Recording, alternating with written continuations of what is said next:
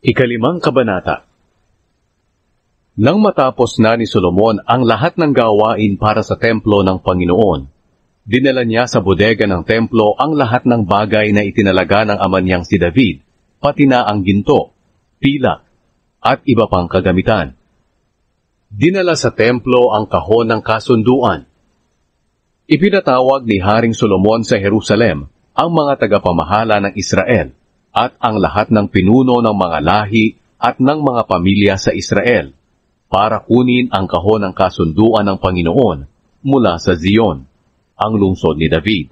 Pumunta silang lahat kay Haring Solomon noong panahon ng pista ng pagtatayo ng mga kubol ng ika-7 buwan. Nang magkatipo na ang lahat ng tagapamahala ng Israel, kinuha ng mga pari at ng mga Levita ang kahon, ang toldang tipanan, at ang mga banal na gamit nito. Dinala nilang lahat ito sa templo. Naghandog si Haring Solomon at ang buong mamamayan ng Israel sa harapan ng kahon ng kasunduan. Napakaraming tupa at baka ang kanilang inihandog. Hindi ito mabilang dahil sa dami. Pagkatapos, dinala ng mga pari ang kahon ng kasunduan ng Panginoon sa lugar nito, roon sa pinakaloob ng templo, sa pinakabanal na lugar, sa ilalim ng mga pakpak ng mga kerubin. Nakalukob ang pakpak ng mga kerubin, kaya natatakpan ang kahon at ang mga hawakang pasanan nito. Itong mga hawakang pasanan ay mahaba. Ang dulo nito ay kita sa banal na lugar, sa harapan ng pinakaloob ng templo. Pero hindi ito makita sa labas ng banal na lugar. At naroon pa ito hanggang ngayon.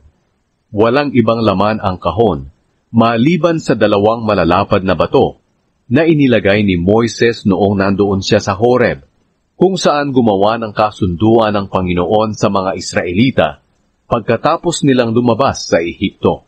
Pagkatapos, lumabas ang mga pari sa banal na lugar.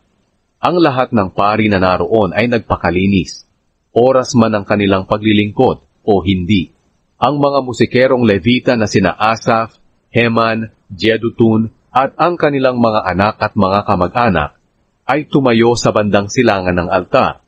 Nakasuot sila ng pinong linen at tumutugtog ng pompyang, alpa at lira. Sinasamahan sila ng 120 pari na nagpapatunog ng trumpeta. Ang mga awit ay nagpuri at nagpasalamat sa Panginoon na tinutugtugan ng mga trumpeta, pompyang, at iba pang mga instrumento. Ito ang kanilang inaawit. Ang Panginoon ay mabuti. Ang pag-ibig niya ay walang hanggan. Pagkatapos, may ulap na bumalot sa templo ng Panginoon. Hindi na makaganap ang mga pari ng kanilang gawain sa templo dahil sa ulap. Dahil binalot ng makapangyarihang presensya ng Panginoon ang kanyang templo.